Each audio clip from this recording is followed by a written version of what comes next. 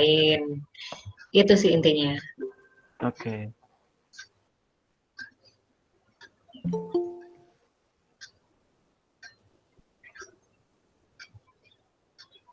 Oke. Oke. Oke, Nah, dari kita mau mulai dari apa nih?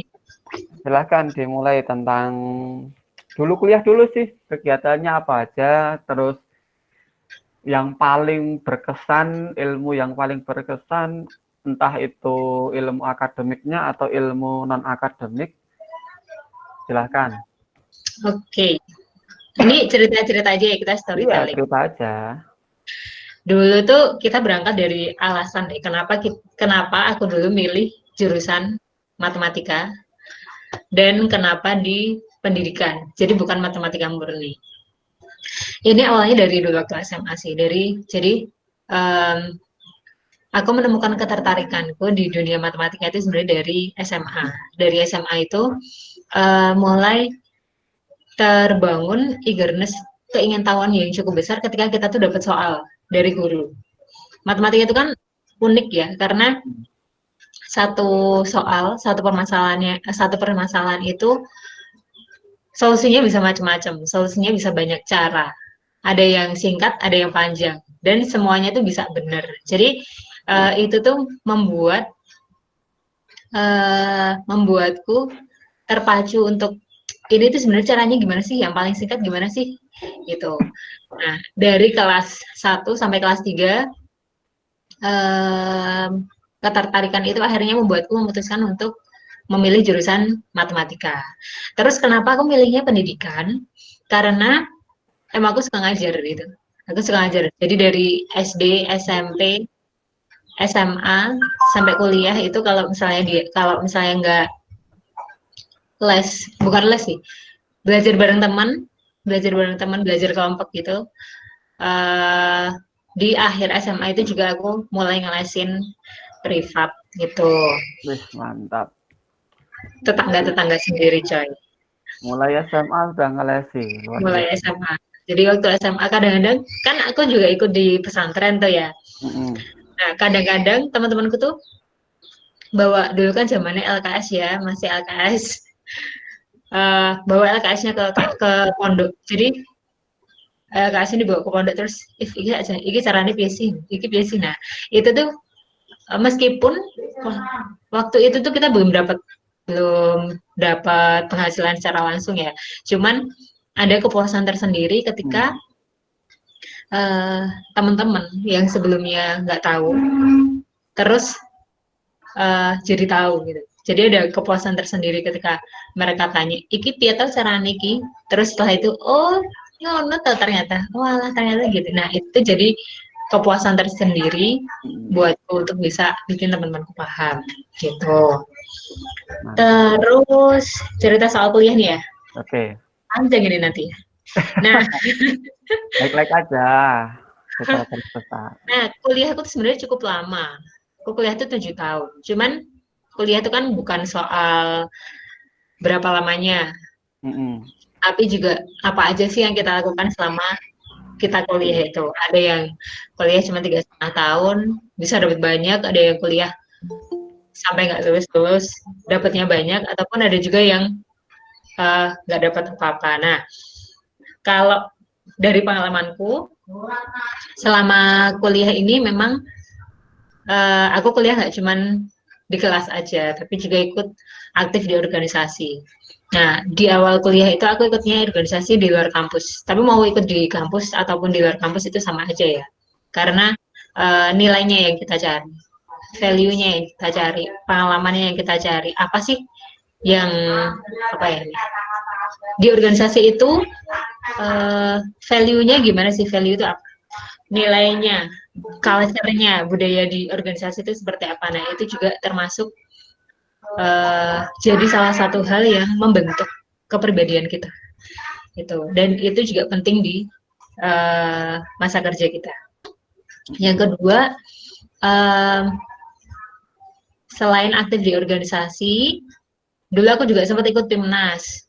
Ikut timnas Weh, juara itu timnas coy. orang juara sih. Juara 4 coy. Dulu di Pimnas itu sama temennya Irfan juga, satu geng gitu ya, Van ya dulu. Ya. Tapi dulu Irfan belum dekat. Jadi satu geng kita bikin PIMNAS PKM gagasan tertulis dulu masih tahun 2009 itu masih generasi awal untuk PKMGT, jadi sebelum-sebelumnya belum ada. Terus kita ikut PIMNAS di Malang. Wah, Oh juara. saya malah. Oh di Malang, kamu juga kuliah di Malang. Di Brawijaya dulu 2009. Terus selain itu dulu ikut pendampingan SMK. Irfan juga ikut sih ya. Oh iya, saya di Nah, Sragen. Irfan pilih di Sragen, saya ikutnya di Kalimantan Timur, di Berau. Itu tempatnya kita naik pesawat ke Balikpapan dulu pertama. Dari Balikpapan pesawat lagi sampai ke Berau. Dari kota Berau, Kabupaten Beraunya itu naik mobil melewati hutan belantara sampai ke tempat yang namanya Tanjung Batu. Di Tanjung Batu itu jadi kalau kamu lari ke sana kamu bakalan ketemu laut. Kalau kamu lari ke sini kamu ketemunya hutan. Jadi pengalaman yang didapat waktu ikut pendampingan SMK itu adalah selain ngajar, kita ngajar anak-anak SMK dan setiap kabupaten itu cuma satu orang. Jadi saya di Berau, di Tanjung Batu, di SMK Negeri 2 Berau itu cuma satu orang yang dikirim dari UNY. Selain pengalaman ngajar anak-anak SMK di pedalaman yang umurnya nggak jauh beda sama gurunya. Jadi anak-anaknya udah paling tua waktu itu selisihnya 2 tahun sama aku. Padahal dia kelas 2 SMA, bayang pun SMK. Nah, 2 SMK. Jadi, oh my God, ini kayak ngajari temanku Hebat ya. sendiri. Terus, udah gitu karena itu di pedalaman, desanya kecil gitu, kampung kecil. em, jadi kayak budayanya itu sangat terpengaruh sama televisi. Nah, di situ eh, pengalaman yang didapat adalah gimana kita berinteraksi sama sama New culture. penduduknya, sama penduduknya, sama lingkungannya di situ, sama guru-guru yang juga tinggal di Tanjung Batu itu. Selain itu juga piknik sih, piknik Iya. gratis. Karena deket sama Pulau Derawan.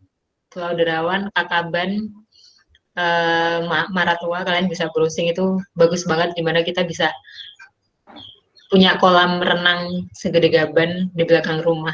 Itu bagus banget sih. Terus setelah itu, nah kenapa sih kita perlu ngikut organisasi? Kenapa kita perlu ikut kegiatan kampus kayak Timnas, terus pendampingan itu? Yang kita dapat adalah eh, membuka networking. Jadi kita bisa dapat network. Network itu sangat berguna buat kita. Entah itu nanti kalian mau berwirausaha ataupun mau Cari masuk ke kerja. dunia kerja. Nah, itu sangat berguna. Dan juga selain itu juga membuat kita tuh selalu belajar. Kan ini ya kan ya, uh, belajar itu dari lahir sampai kita masuk ke liang lahat ya. Nah, Betul.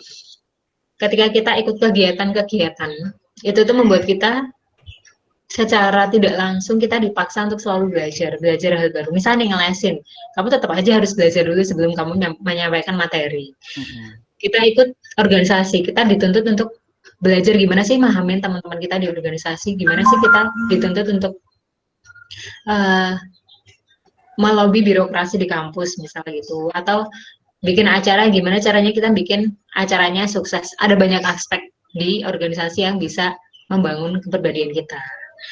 Gitu. Ada pertanyaan dulu nggak nih?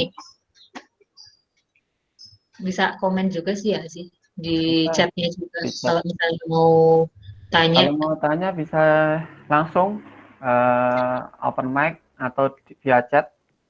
Karena ya, Mbak Ifada ini walaupun lulus 7 tahun, tapi ilmunya, pengalamannya luar biasa. Jadi kalau saya sih setuju ya. Jadi lulus itu bukan masalah cepat atau tidaknya, tetapi Anda pengen apa sih di situ? Cari apa sih ilmunya? Karena ilmu yang akademik itu kecil. Ilmu non akademik itu yang lebih besar kalau menurut saya sih. Uh, next ya, lanjut Mbak Ifada. Oke, lanjut dulu nih. Oke. Nah, selain itu apa sih yang perlu kita gali selama kita kuliah? Ini semester berapa sih, Pak? Semester berapa kalian? 6 ya? Semester 6. Oh ya, Oh, semester 6. udah KKN belum sih? Belum ya? Udah. Udah. Jadi ini habis KKN ya? Tinggal skripsi nggak sih semester 6? Enggak. Semester 7, 8 skripsinya. Habis KKN. Bingung. Bingung. Nah, mumpung masih ada 2 semester lagi. Kalau normal lulusnya ya, normal 4 tahun. Ada hal yang perlu digali selama kita kuliah, yaitu passion. Kalian mungkin udah sering dengar passion. Nah, itu kita perlu gali mulai dari sejak kuliah. Kenapa sih? Karena itu akan mempermudah kita dalam menentukan ke depan itu kita mau jadi apa. Kita mau wirausaha. Kalau misalnya mau wirausaha, itu bakal membantu kita di bidang apa sih yang mau kita ambil, wirausahanya mau apa sih. Kalau mau self employment kayak ngelesi, ngembangin bimbel, itu juga dari passion itu tadi. Kemudian kalau misalnya mau kerja di perusahaan, kita mau kerja di mana sih, mau di bidang apa sih, mau kerja jadi apa sih. Nah itu ketika passionnya kalian tuh udah ada, maka akan mempermudah kalian untuk menentukan. Karena di dunia kerja itu juga banyak banget pilihannya, mau di corporate, mau di PNS, ataupun di startup. Kalau sekarang yang banyak startup. Nah, di startup culture-nya juga cukup berbeda sih menurut saya daripada korporat. Nah, itu tadi, balik ke passion dulu. Passion itu perlu digali selama kuliah. Nah, gimana sih caranya kita ngali passion? Itu adalah dengan mengenali diri kita sendiri. Inilah apa analisis SWOT. Kekuatan kita apa sih? Kelemahan kita apa? Personality kita tuh gimana? Misal aku tuh pay attention to detail. Aku tuh suka hal-hal detail. Oh, mungkin nanti arahnya bisa ke finance, ke hal-hal yang memang butuh ketelitian tinggi. Kemudian prioritasku tuh apa? Prioritas selama hidupku tuh apa? Apakah emang aku pengen uh, lebih banyak fokus ke keluarga? Oh, berarti nanti aku pekerjaannya harus yang flexible time misal gitu. Kemudian cara mengenali diri sendiri yang lain adalah skillmu tuh apa? Skillmu tuh apa? Kemudian ketertarikannya itu di apa? Ketertarikannya apakah di fotografi misal? Ketertarikannya misalnya di fotografi misal atau di musik atau di video games atau misalnya di menulis. Aku suka nulis itu misalnya. Kemudian values. Values itu masuk kayak kepribadianmu sih. Nilai apa yang selalu ada di kamu? Apakah kamu menjunjung tinggi misalnya open minded, selalu pikirannya selalu terbuka, terbuka sama hal baru gitu. Terus selalu jujur. Nah, misalnya kayak gitu values yang kita selalu pegang. Itu sama lifestyle. Lifestyle itu ngaruhnya nanti di Banyak hal. dia kasih aja kayak misalnya lifestyle misalnya apakah kita tuh lebih suka yang minimalis gitu, yang minimalis yang simple atau emang suka yang glamor yang ibaratnya kalau di kota tuh kayak kalau di fashion misalnya kayak metroseksual yang rapi, klimis gitu itu salah satu contohnya. Itu juga bakalan ngaruh ke passionmu, ke diri kamu sendiri yang gimana caranya ngenalin diri kamu sendiri. Itu itu untuk dari sisi yang perlu kita gali selama kita kuliah.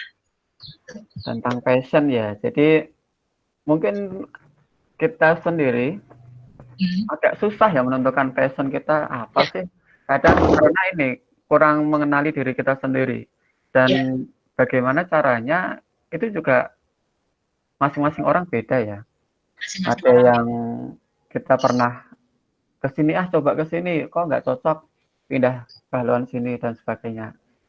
Sebagai contoh juga, saya pernah juga dalam memulai pekerjaan itu pernah dulu ke bank. beda. Nah, itu juga gajinya besar, tapi bukan passion saya, nggak cocok dengan saya. Nah, itu Pernah masuk ke prioritas itu tadi sih. tentang ngajar, ya lumayan. Kemudian tentang wirausaha, membuat desain web ataupun media pembelajaran, it's okay. Ternyata memang akhirnya ngajar dan juga kuliah yang diambil adalah web dan multimedia. Sehingga mungkin memang passion saya di sini. Itu salah satu contohnya. Dan mungkin teman-teman yang lain bisa menemukan passion sendiri-sendiri dengan caranya sendiri-sendiri. Oke, lanjut Mbak Ifada. Oke. Itu tadi kalau kita selama kuliah ya. Nah, nanti kan habis kuliah, setelah kuliah kita dihadapkan pada dunia nyata gitu. Emang kuliah nggak dunia nyata? Dunia yang panas, semu. Semu, saya masih disokong sama orang tuanya, masih Bagi dibiayai, yang jadi disokong ya. bagi yang disokong. Jadi masih rada penak gitu. Nah, nanti sebenarnya kalau misalnya kalian lagi skripsi, kayaknya dunia udah berat sekali, mau berangkat bimbingan susah, takut gitu ya. Nah, nanti pertanyaan yang lebih susah lagi itu adalah ketika kamu udah menerima ijazah. Udah menerima ijazah, terus pertanyaan yang terngiang-ngiang di kepala sendiri itu adalah aku mau ngapain nih gitu. Jadi kalau pas skripsi masih ada yang dikejar, aku mau lulus, jelas tuh. Cuman kalau udah menerima ijazah, mulai itu bertanya-tanya, mau ngapain nih? Itu pertanyaan yang cukup menggelitik dan cukup mengganggu kalau misalnya Ya, kita belum jelas mau ngapain. Nah, betul. kalau aku berdasar dari pengalaman ya, jadi dulu selama masa kuliah 7 tahun itu aku sempat ngajar, terus yang tidak berhenti sampai aku hamil adalah Malaysia. Jadi waktu aku ngajar, ternyata 1,5 tahun mengajar itu membuatku nggak fokus di skripsi. Jadi skripsiku tertunda terus. Nah, akhirnya aku memutuskan untuk berhenti ngajar dulu. Berhenti ngajar. Setelah itu aku fokus skripsi dan 3 bulan setelahnya selesai. Selesai. Terus bulan Agustus yudisium. Wisudanya sih Desember, Agustus yudisium. Nah, mulai Agustus itu sampai itu 2013. Sampai bulan Maret 2015. Itu berarti berapa? Hampir 2 tahun itu yang kukerjakan hanya ngelesi.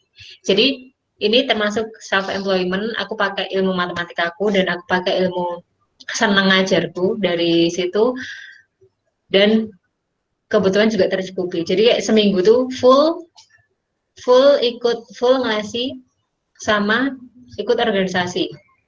Jadi organisasi tetap lanjut, sama ngelesi itu selama kurang lebih 2 tahun. Setelah itu aku masuk ke Panwas. Di Panwas itu kita juga nggak secara langsung pakai educational background yang di matematika, karena di Panwas memang terbuka untuk semua jurusan waktu itu. Di Panwas selama 1 tahun, setelah itu ketemulah saya sama Niaga Hostar. Nah, ngomong-ngomong soal Tertarik saya. Kok dari sarjana pendidikan matematika bisa melencong ke Niaga Hoster yang notabene adalah IT, corporate bidang IT. Ya jauh sih. Iya. Lu nggak, mungkin kalau aku ya, aku kan matematika. Kemudian konsentrasinya memang komputer. Kerjanya di Niaga Hoster lumayan lah, ada Ya, sangkut katanya. pautnya. Nah, dirimu pendidikan matematika, skripsinya juga nggak IT amat. Iya, sedikit IT. Sedikit. Terus tiba-tiba Niaga Hoster. Nah ini Gimana itu? Iya. Nah, ini yang eh, gimana ya?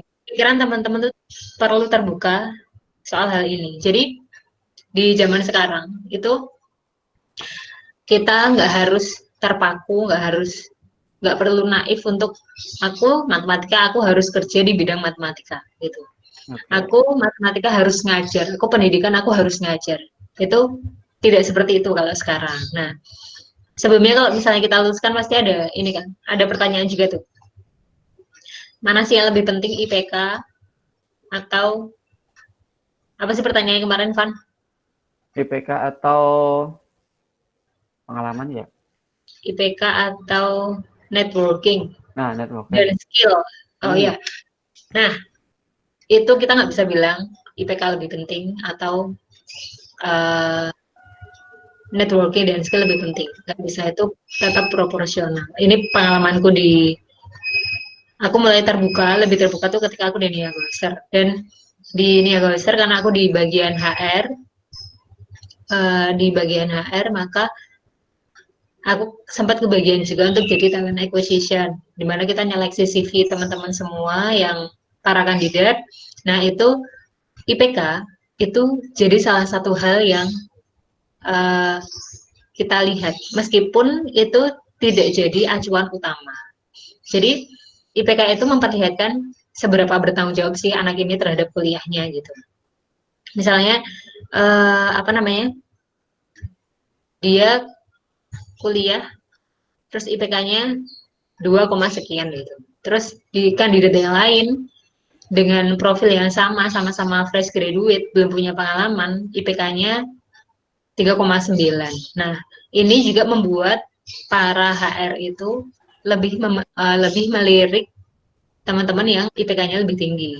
Hmm. Tapi itu sekali lagi itu bukan jadi acuan. Jadi bukan jadi acuan utama, karena yang lebih kita lihat juga adalah gimana soft skill dia, gimana pengalamannya dia, gimana cara dia berkomunikasi, bagaimana dia mengkomunikasikan atau nge-branding dirinya, membranding dirinya ketika interview, ketika mengerjakan tes-tes.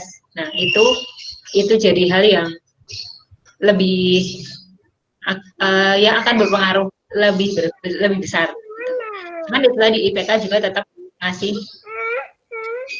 apa namanya, memberi sumbangan untuk dilirik sama um, para talent acquisition. Ini siapa ini Faras ya? Parah. Gitu. Terus tadi pertanyaannya kenapa loh kok bisa sih sekarang matematika bisa masuk ke Niaga Western? Ini sebenarnya nggak cuma di Niaga Western ya. Di dunia IT zaman sekarang itu, kemarin aku habis ikut webinar, anak PR-nya juga bukan dari anak psikologi. Gitu. Jadi memang terbuka dia dari sastra Inggris. Dia dari sastra Inggris di HR. Dan jurusan-jurusan yang lain nyemplung ke dunia IT itu banyak, dari teknik nuklir itu juga banyak yang nyemplung. Nah, kenapa bisa kayak gitu? Karena poin yang kita utamakan di sini adalah bagaimana si orang-orang ini tuh mau belajar. Jadi personality itu juga jadi hal yang utama. Si anak ini mau belajar nggak sih? Hal IT itu kan sesuatu yang bisa dipelajari, ya kan? Mm-mm. Sesuatu yang sangat bisa dipelajari.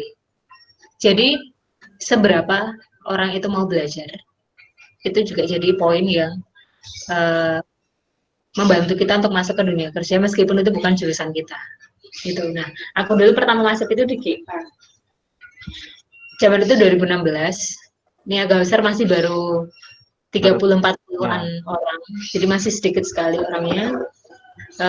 Posisi yang terbuka waktu itu di GA, dan itu adalah satu-satunya orang. Jadi HR yo mung siji, yo rekrutmen, yo GA, yo ngurusi parcel, yo ngurusi semuanya. Waktu itu baru satu orang. Nah, dari GA itu eh, naik nih, bukan naik ya. Lebih luas lagi pekerjaannya jadi HR dan GA. Dari GA ke HR dan GA. Kemudian setelah itu kita tambahan orang lagi nih. Ada satu lagi tambahan tim, kita jadi berdua, tapi masih satu HRCA. Dia dari psikologi, aku dari matematika. Terus setelah itu mulai ada tambahan tim sampai sekarang. Tim HR itu ada 17 orang Mantap. dengan fungsinya masing-masing dengan berbagai macam educational background. Ini di HR ya, ada psikologi. Psikologi udah umum kalau dia di HR. Ada hubungan internasional, ada anak sastra Inggris, ada anak matematika aku, ada anak TI juga di HR. Terus di apa namanya, tim-tim yang lain misal, salah satu developernya Nia Gouser itu dulu juga dari lulusan matematika UNY. Mas Fendi 2004. Ya, tahu. Nah, Mas Fendi ya, Mas Fendi itu dari matematika, dia di developer karena di matematika kita kan punya kekuatan di logical thinking. Jadi akan membantu kita sekali di coding gitu. Terus apa namanya? Kayaknya nggak nyambung ya sebenarnya matematika sama HR gitu. Apalagi aku pernah di legal dan legal dan personal administration, kayaknya nggak nyambung. Tapi sebenarnya secara tidak langsung itu matematikanya sangat digunakan. Contohnya nih, aku nurusin payroll juga, perhitungan payroll jelas menggunakan matematika, meskipun matematikanya sederhana. Yang kedua adalah analisis. Jadi analisis payroll. Payroll kita sekarang berapa sih per bulan, berapa? Jumlah karyawan kita berapa? Ini sebenarnya kenaikan jumlah payroll ini karena apa sih? Apakah karena memang jumlah karyawannya yang lebih banyak, atau karena ada faktor lain? Misalnya memang ada divisi tertentu atau posisi tertentu yang kenaikan gajinya lebih signifikan daripada posisi yang lain, misal. Terus kita kan terbagi dari beberapa divisi. Apakah ada divisi tertentu yang menguasai jumlah payroll kita saat ini, misal kayak gitu. Jadi logika dan analisisnya matematika yang kita sering gunakan di statistika itu juga sangat diperlukan. Itu juga sangat apa namanya, berguna. Meskipun aku di HR yang seolah-olah tidak nyambung. Terus ada juga posisi data analis. Nah, data analis itu udah murni lah. Juga murni juga sih, tapi kayak 80% kita pakainya statistika dan membaca data. Itu kan sangat diperlukan di masa sekarang di mana hampir semua hal itu berbasis informasi. Jadi kita harus pintar-pintar baca informasi. Itu juga pakai ilmunya matematika, meskipun pekerjaannya bukan yang murni matematika. Gitu. Oke, jadi kegunaan matematika itu nggak cuma hitung-hitungan limit, integral dan sebagainya ya. Yes. Jadi lebih dari itu semuanya. Lebih dalam dari itu. Jadi kalau pemerintah itu kan pada era-era ini sedang meningkatkan tentang forces kompetensi seperti kolaborasi, critical thinking, creative thinking, komunikasi. Nah, itu ternyata nanti akan efeknya di pekerjaan networking-nya. Jadi bagaimana Anda mengambil keputusan, disposisi, dan berlogika secara rasional. Nah, itu penting. Dan kita, matematika itu harusnya itu punya salah satu keunggulan ya. Karena kita belajar logika matematika, kita belajar analisis, dan banyak analisis di matematika. Banyak analisis di matematika. Ya, tentu kita harusnya lebih unggul dibandingkan yang lain.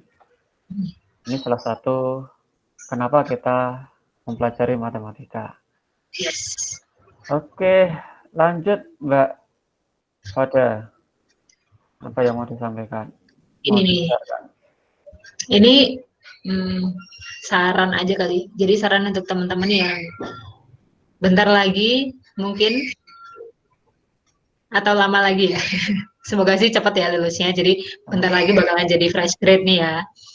Nah, ketika kalian jadi fresh grade, kadang kita tuh kan idealis. Aku maunya kerja ketika kita udah ketemu sama passionnya gitu. Aku maunya kerja di bidang ini. Gitu. Nah, saran saya ketika kita masih fresh grade, mencari pekerjaan atau perusahaan yang sesuai itu nggak harus daki-daki, gitu. Nggak harus langsung aku pengennya pokoknya iki gitu, orang rasa daging-daging. Nah, dari setahun 2 tahun pengalaman itu kita dapat ilmu, kita dapat pengalaman baru. Nah, kita bisa lompat tuh ke posisi lain atau um, bidang lain yang lebih sesuai sama kita. Nah, contohnya nih kalau misalnya di Niaga Besar, di posisi yang terbuka sangat luas untuk halayak umum, itu adalah posisi CS. CS itu pintu gerbang utama, dan dari situ banyak anak-anak yang ketemu sama um, passion aslinya dia gitu. Jadi di CS dia ketemu sama customer, gimana caranya handling customer, gimana caranya dia belajar hal baru dari yang dia non IT, harus belajar teknis caranya ngefixin website yang error misalnya kayak gitu. Dan setelah mereka 1 tahun 2 tahun di CS, bahkan ada yang baru sekian bulan di CS, mereka pindah ke marketing, ke tim marketing yang ada yang jadi writer, ada yang jadi back, backlink builder. Jadi dia yang ngontakin apa namanya marketing dari sisi Datang. ningkat, dari sisi apa Ivan? Jadi lebih ke back end-nya. Back end-nya. Terus ada juga yang dari CS ke HR, itu juga ada. Dari CS ke tim produk itu juga ada. Dari CS ke developer juga ada. Jadi artinya memang pada awalnya kita tuh nggak harus daki-daki, kita bisa masuk ke mana peluang yang tersedia. Nah, setelah itu kita harus belajar banyak di situ dan kemudian pintar-pintar baca peluang untuk kita bisa upgrade diri kita ke posisi lain yang lebih kita inginkan. Oke, Gitu. mantap. Ya, jadi untuk bekerja itu bisa dari hal yang mungkin tidak kita senangi dulu, dan kita berusaha untuk mencari tahu apa kesenangan kita, nyamannya di mana, dan nyaman itu belum tentu gajinya besar. Kalau saya sih nyaman belum tentu gajinya besar. Jadi ada yang gajinya besar tetapi nggak nyaman, Dan ada yang gajinya cukupan tetapi memang nyaman. Itu akan lebih berbahagia di sana, lebih merdeka. Kalau kata Bang Nadim. itu juga sekarang kalau perusahaan ini, karena kemarin aku habis ada webinar ya, jadi aku dapat insight juga dari perusahaan lain. Hal yang ditawarkan ke para kandidat itu bukan hanya gaji yang besar, tapi ada benefit-benefit yang lain, misal Mm-mm. tunjangan pendidikan, atau ada asuransi tambahan, atau ada kalau di New Oyster kita support untuk belajar. Jadi uh, memang kalau misalnya pendidikan formal gitu di kuliah kayak gitu emang belum ada, cuman kalau untuk kayak misalnya Mbak aku pengen ikut online course ini berbayar sekian. Terus ini relasinya dengan pekerjaanku adalah ini, maka ini bakalan menunjang performaku dari sisi ini. Nah, kita bakalan support gitu. Atau kita berangkatkan mereka ke WordPress, ke seminar-seminar yang ada di luar kota maupun di luar negeri untuk upgrade pengetahuan mereka. Jadi meskipun jadi besar kecil itu kan relatif ya Pan ya. Iya, Kalau yang utama sih harus di atas UMR gitu. Itu harus. Nah, eh, benefit yang lain itu juga perlu kita pertimbangkan. Peluang kita berkembang itu seperti apa? oh iya jelas. Nah ini yang paling penting, peluang kita berkembang. Karena kan kita nggak mungkin ya hidup setelah lulus sampai nanti ajal menjemput cuma itu aja. Kan harus berkembang. Kacang aja bisa berkembang kan dari yang apa namanya ditanam kemudian jedul itunya apa Bijinya bijinya dan sebagainya itu kan berkembang berkembang. dari daun yang cuma 1, 2, 3 dan seterusnya sampai nanti berbuah banyak lagi itu namanya berkembang. Masa ya kita kalah dengan itu, kita harus lebih karena kita yang lebih sempurna daripada tumbuhan. Daripada Oke gitu, ada yang mau ditanyakan nggak teman-teman semuanya mahasiswa? Ya boleh tanya dulu nih. Silahkan, open mic. Tanya langsung boleh, mau via chat juga boleh. Silahkan. Masih malu-malu kah? Masih malu-malu nanya. Oke. Mas Lutfi mungkin? Mbak Komara Laila? Udah 49 ya? Bu. Selamat pagi, Mbak. Oke. Ada yang mau ditanya enggak? Atau sih dulu, lebih dulu. Epic, aku dulu Epic. Selamat Oke, pagi, Mas Bu. Lutfi sekarang yuk. Ya, selamat pagi, Bu. Ibu, terima kasih. Oh, Mbak. Apa sih? Ya, oke. Izin bertanya, seperti yang mungkin saya rasakan gitu ya, Bu. Dalam pembelajaran matematika yang ada di mungkin ya kalau saya kuliah perkuliahan, bahwasanya di setiap materi mungkin tidak semuanya dikasih tahu untuk kegunanya siapa sih yang mempelajari materi tersebut. Nah, dalam hal ini kan kadang saya sendiri bertanya-tanya nih, buat apa sih sebenarnya mempelajari ini? Jadi kegunaannya untuk apa sih? Jadi itu kan kalau menurut saya pribadi mempengaruhi keinginan untuk belajar di situnya gitu loh, Bu. Jadi untuk si hal tersebut itu seperti apa? Apalagi kami nanti kan mungkin mau mendidik sebagai seorang guru, seenggaknya memberitahu loh ini fungsinya di kehidupan sehari seperti apa. Terus jangan fungsinya seperti apa gitu. Mungkin seperti itu, Bu. Terima kasih. Oke. Terima Ini kasih. suaranya agak rebuk-rebuk ya tadi ya. Jadi matematika itu abstrak. Ini rangkuman pertanyaannya dulu. Matematika itu abstrak. Kadang kita nggak tahu sebenarnya kita belajar integral eksponensial itu tuh buat apa dan bagaimana caranya kita menambah motivasi anak-anak yang kita besok ajarkan bahwa ini tuh bermanfaat ilmunya. Gitu ya, Mas Lutfi Marzuki ya. Iya, Bu. Nah, ini satu, kita memang harus banyak belajar. Contohnya nih, mungkin kita nggak deket sama ilmu matematika, ilmu penerapan matematika gitu. Kita tidak terlalu dekat dengan penerapan matematika yang basic, misalnya kayak eksponensial ataupun integral yang itu digunakan untuk menentukan landasan jarak landasan pesawat terbang, misal itu. Atau misalnya di zaman sekarang bagaimana bikin forecast untuk sekarang yang kasus sekarang banget di corona ini. Ada banyak forecast yang muncul tentang sebenarnya kapan sih pandemi ini akan berakhir gitu. Nah, itu sebenarnya juga pakai ilmu matematika, statistika. Nah, ada banyak hal lain di luar bidang kita yang jauh dari kehidupan kita masing-masing sekarang yang menggunakan ilmu-ilmu matematika yang rumit-rumit itu tadi, kayak misalnya integral, eksponensial, itu juga untuk perhitungan virusnya seperti apa, daya sebarnya seperti apa, kemudian prediksi tentang sekarang pasiennya segini, kemarin segini, besok kira-kira gimana, setelah itu peningkatannya bagaimana, kira-kira akan menurunnya kapan, itu juga pakai ilmu matematika.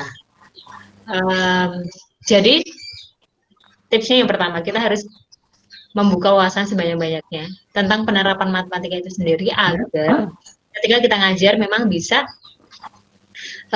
memberikan contoh yang kontekstual ke anak-anak kita. Jadi memang kitanya sendiri yang belum tahu gitu. Kita malas belajar, bukan malas.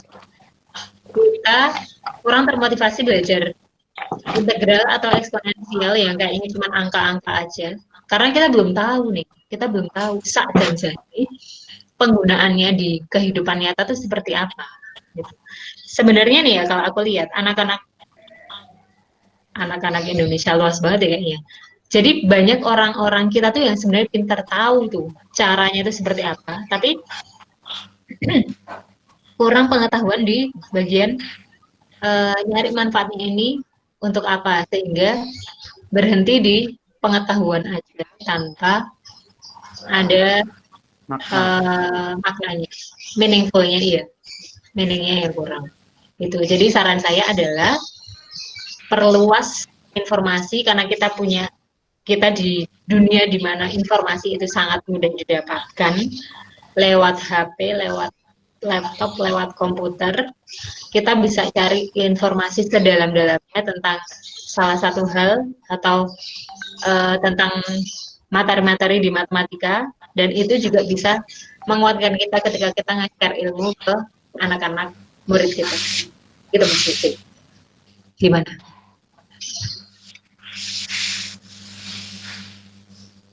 Oke, Mas Tobi silahkan kalau mau tanya. Terima kasih.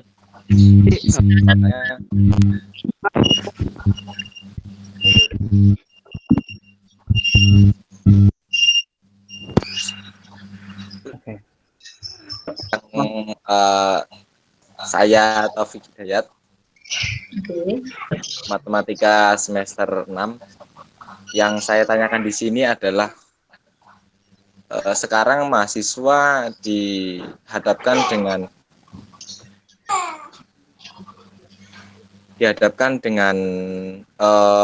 kondisi zaman yang mungkin kami merasakan belum siap untuk menghadapi, tetapi memang itu harus dihadapi. Nah, kita masih takut dengan setelah kita lulus tuh mau ngapain ya, sedangkan potensi yang kita sesuai dengan program studi kita adalah dalam bidang pendidikan. Tetapi sudah kita ketahui bahwasanya banyak lulusan pendidikan yang berkecimpung malah jauh ke jalur studinya. Yang saya tanyakan di sini, bagaimana untuk ketika kita membaca peluang pekerjaan yang ada di luar, yang mana itu ya sesuai dengan keahlian kita, Pak. Contohnya nih, saya kebetulan ahlinya di mengajar ngaji contohnya. Nah, untuk mengambil peluang itu kiranya bagusnya masuknya kemana, kemudian mencari infonya seperti apa. Itu saja Pak, terima kasih. Oke. Apa itu loh? Saya senang sih, soalnya dia keahliannya ngajar ngaji. Mantap itu. Nah, Mas Ansor ya. nah, Mas Taufik ya tadi ya, Mas Taufik ya. Saya mau mengapresiasi sebesar-besarnya karena kamu punya keahlian belajar ngaji itu di zaman sekarang.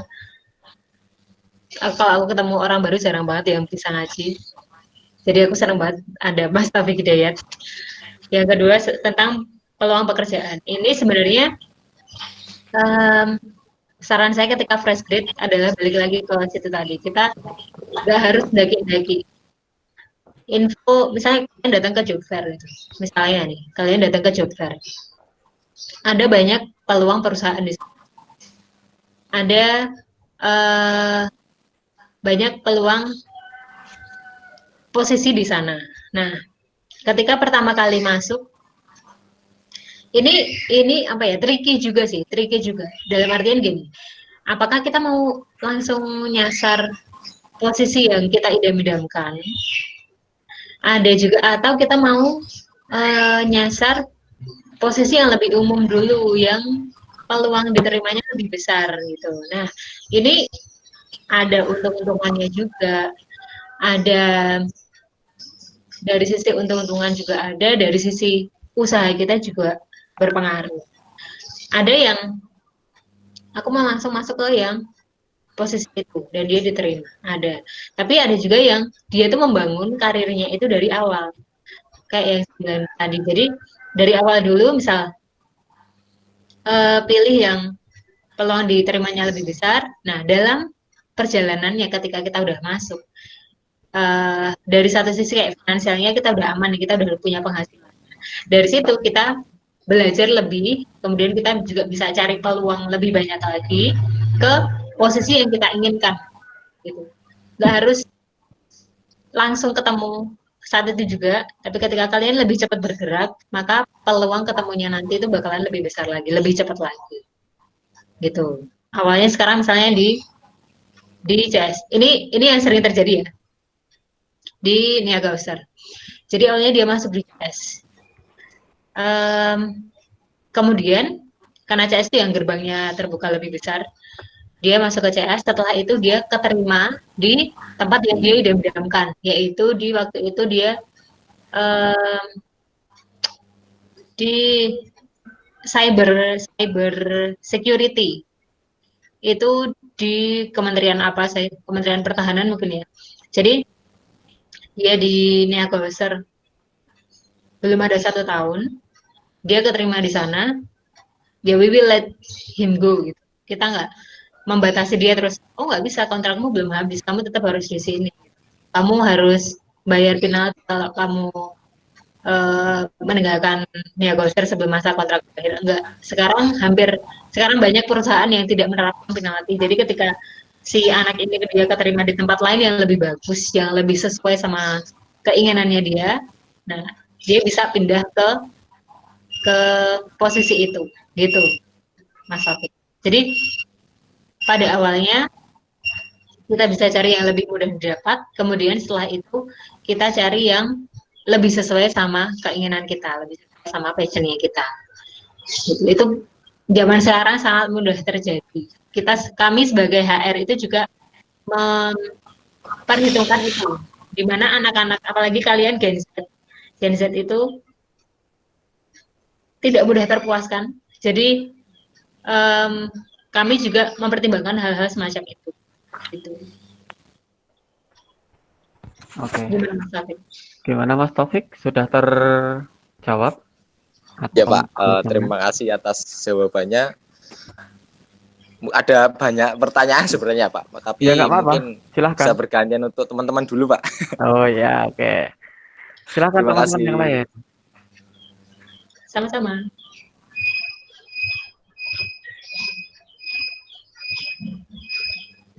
Silakan yang lain.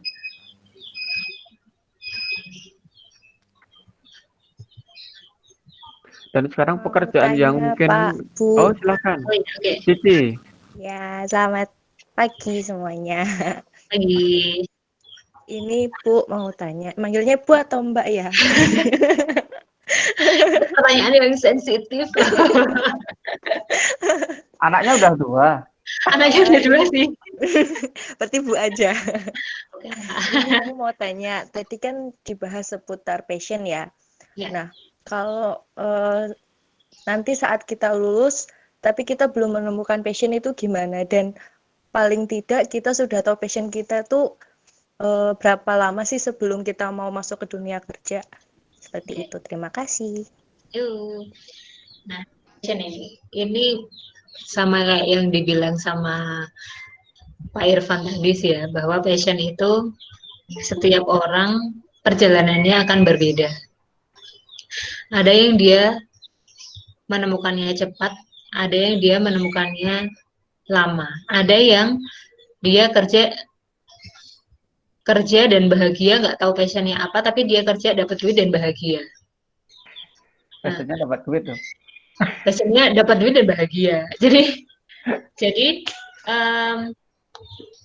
salah satu hal nih, sebentar. Bagaimana cara kita tahu passion kita? Kalau itu dulu deh. Kalau tentang berapa lama itu sangat relatif, setiap orang bisa beda. Nggak ada pakem harus 6 bulan sebelumnya, 1 tahun sebelumnya, 3 tahun sebelumnya, itu nggak ada pakemnya. Tapi eh, semakin cepat kita tahu itu akan membantu kita untuk bergerak ke arah mana gitu. Nah, kalau gimana sih caranya kita bisa tahu nih apa sih sebenarnya passionnya, terus setelah kita tahu kayak kelemahan kita apa, kekuatan kita apa, eh, ketertarikan kita di bidang apa dan sebagainya tadi, kita juga bisa bertanya nih tentang pekerjaan apa sih sebenarnya yang fit sama kita. Itu dengan pertanyaan apa yang kamu bisa lakukan dengan bagus, yang ketika kamu mengerjakan itu tuh hasilnya bisa bagus, hasilnya bukan so-so tapi memenuhi ekspektasi, almost perfect. Kemudian yang kedua, apa yang kamu sukai untuk lakukan, apa yang kamu melakukannya itu dengan senang hati, yang kamu suka, misalnya nyanyi gitu, ya aku senangnya nyanyi, aku senang ketika aku nyanyi, dapat duit lagi gitu. Aku kalau nyanyi itu mau kerja 5 jam nonstop aja aku senang, aku tetap bahagia, aku nggak gerundel gitu, aku bisa rilis stresku misalnya gitu. Terus pertanyaan yang ketiga adalah apa yang ingin kamu lakukan lagi dan lagi gitu. Aku senangnya ngajar nih, dan ketika aku ngajar tuh aku tuh menantikan habis ini aku ngajar lagi nih gitu, bukan yang aduh mau kok sama lu ngajar ya, aduh mau kok jam 10 saya ngajar nih, bukan yang seperti, tapi kayak yang senang ketika kamu tuh mau melakukannya lagi. Jadi ada 3 pertanyaan itu, apa sih pekerjaan yang sesuai sama kita, ada apa yang kita lakukan dengan baik, apa yang kita sukai, dan apa yang kamu ingin lakukan lagi gitu. Menjawab nggak sih, Van? Menjawab. Ya, gitu. Oke. Gimana Mbak Cici? Oke, terjawab. Terima kasih, Bu. Udah tahu Sama-sama. passionnya apa? Kenapa, Pak? Udah tahu passionnya apa? OTW mencari. OTW mencari. MC itu juga bisa passion loh. MC bisa, duitnya banyak lagi. Duitnya banyak sekarang. Duitnya banyak. Beneran. Serius. MC Serius. sekarang tuh mahal. MC mahal. Dulu mantan MC-mu berapa, Van? Itu free. MC mahal, MC mantan mahal. Gara-gara itu networking, jadi free. Oke, baik. Jadi ya Bener. networking itu luar biasa manfaatnya. Apalagi kalau mau menikah, modal duit cuma cut aja itu bisa menjadi yang sesuatu yang wah, karena Bener. oh ini berapa? Oh nggak usah bayar. Oh ini berapa? Oh nggak usah bayar. Itu gara-gara jaringan itu.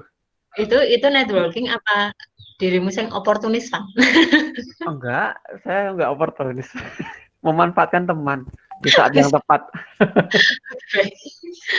Oke, ada pertanyaan lagi nih. Kalau ada yang mau tanya langsung bilang aja. Nah, nyambung nih ke ke komentarnya Pak Irfan sama Mbak Cici tadi.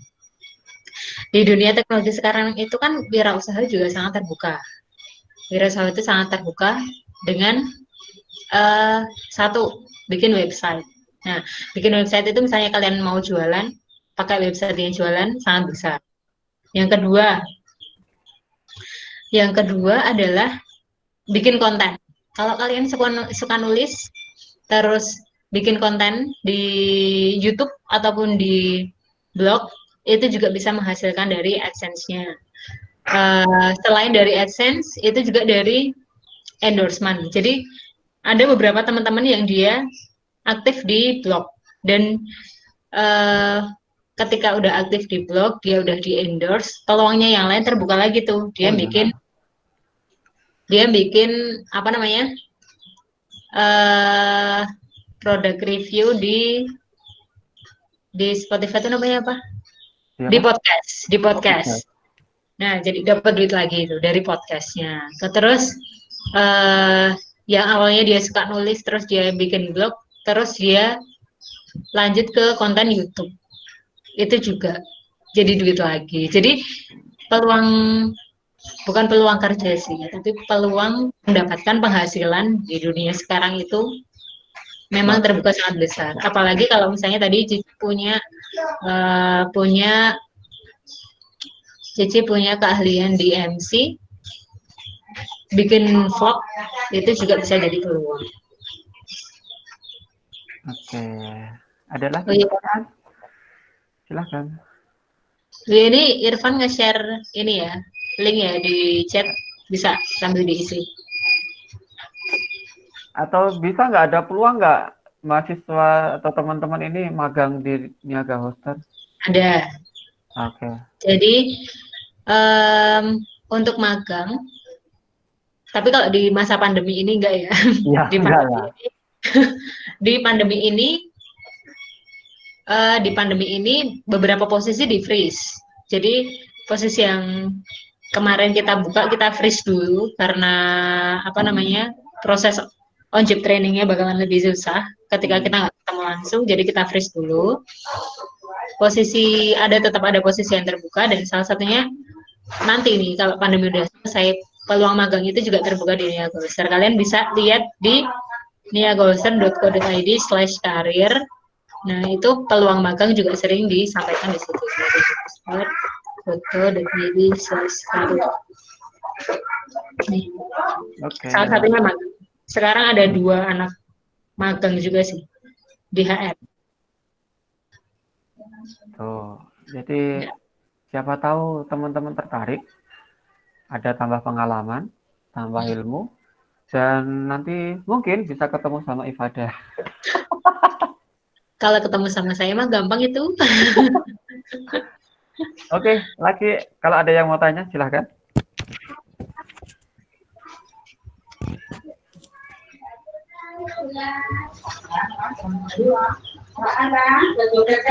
Ada.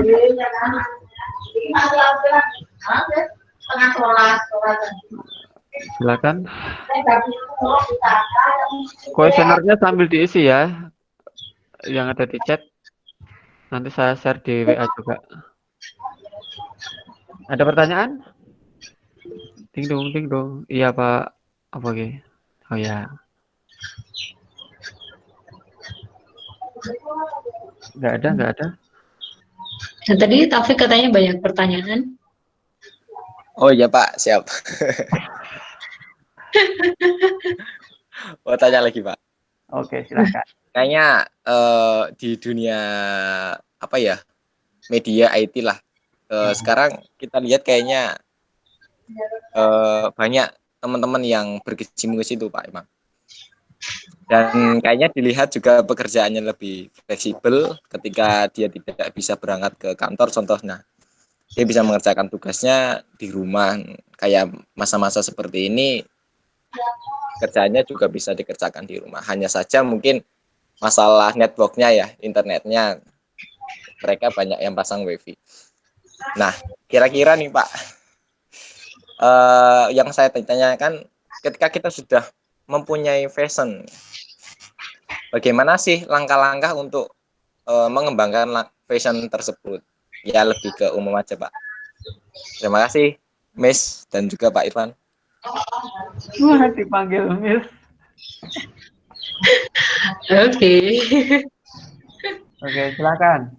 Oke, kalau kita ketemu sama passionnya, gimana caranya kita mengembangkan lagi?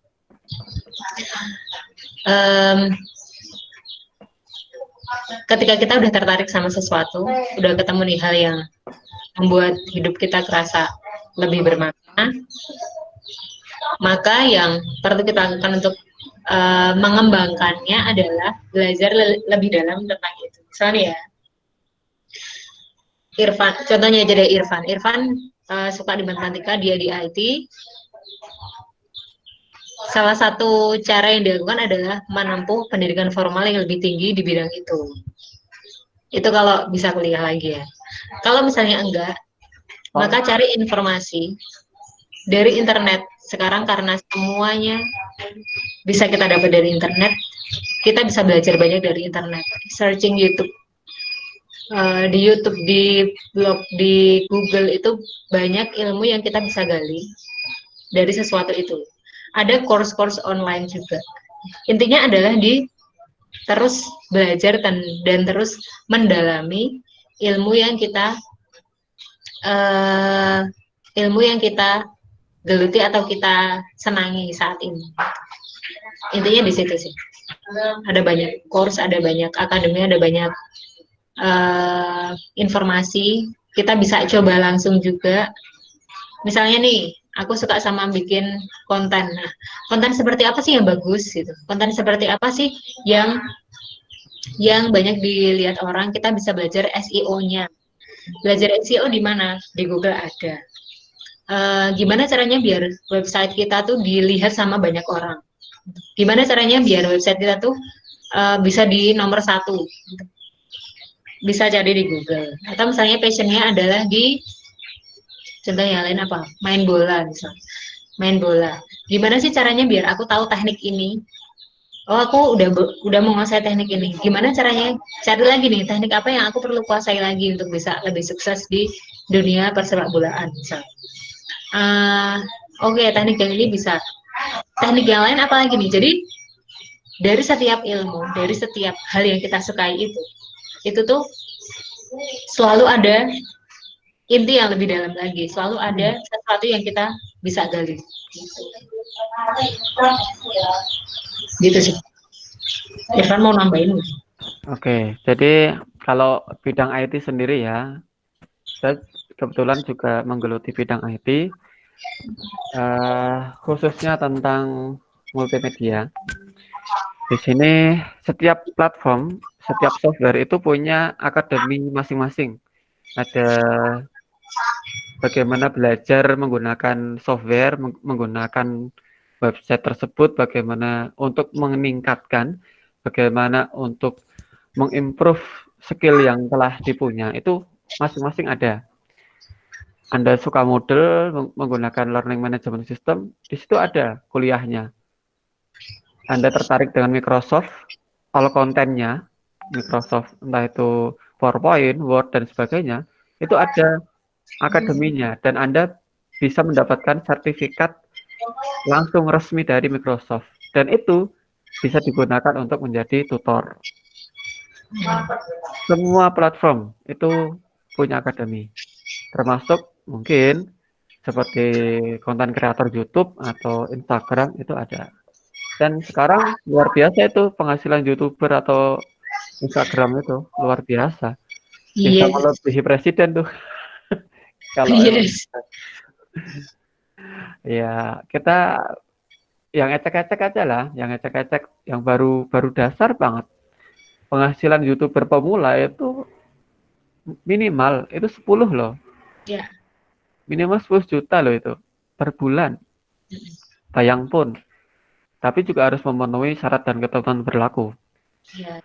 Kalau Anda pengen jualan nggak punya uang untuk sewa toko atau nggak punya modal banyak, sekarang banyak online shop. Nah, contohnya istri itu juga online shop. Lumayan. Kalau dihitung gajinya, saya kalah. Oke gitu ya. Dan enak, fleksibel, bisa disanding di mana aja, kapan saja.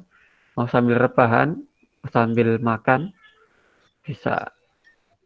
Gitu. Ya. Silahkan, ada yang lain?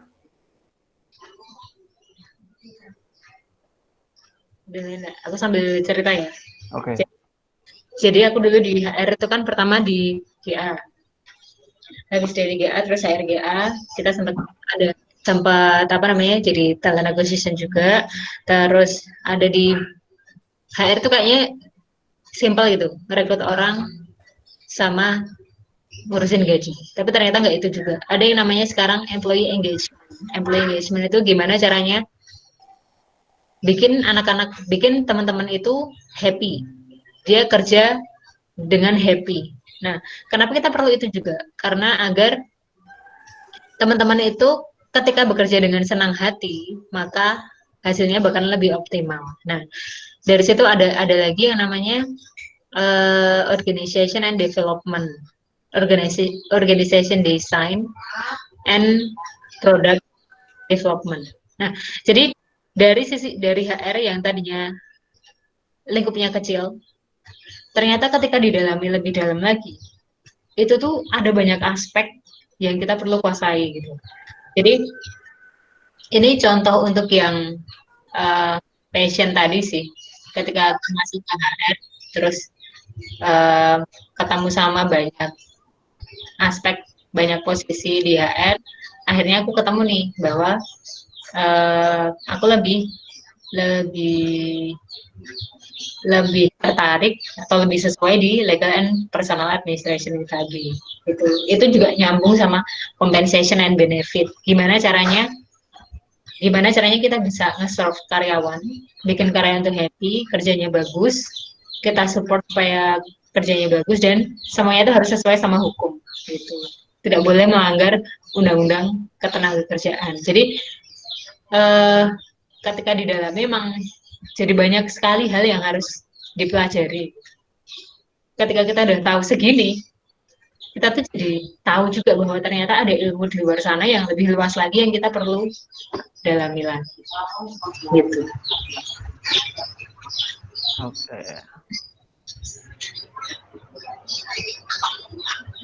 Oke, teman-teman. Ada pertanyaan kah?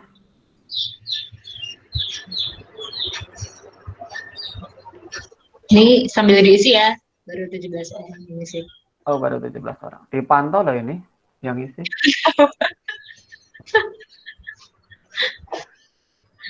Dipantau. Oke.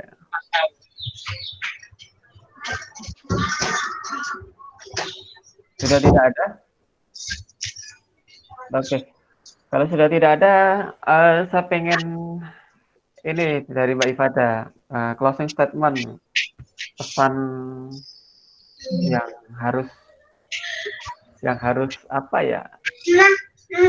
Ya, ini Diimprove oleh teman-teman mahasiswa ini apa?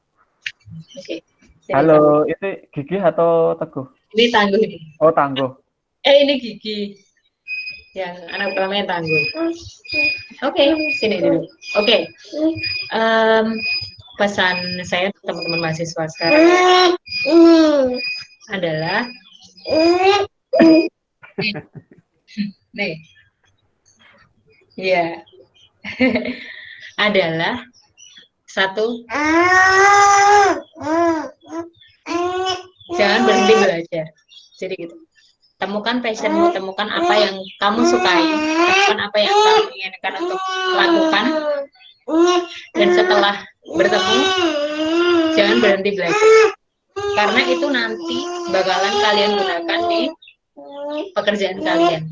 Perusahaan bakalan melihat personality kamu juga untuk sebagai pertimbangan kamu diterima atau enggak.